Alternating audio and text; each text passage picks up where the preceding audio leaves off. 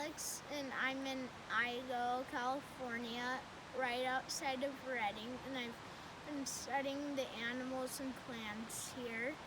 And this is what's it called? Manzanita. Manzanita bush.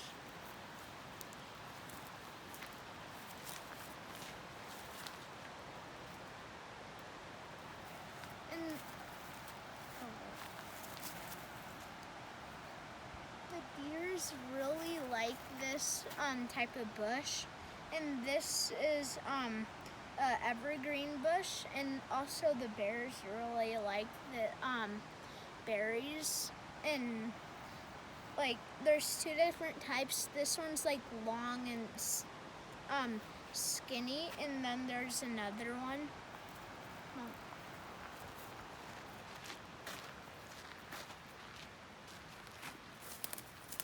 And this one, if like your lights are on, like when you're driving at night, this reflects the light, and the bears and deer also really like the berries.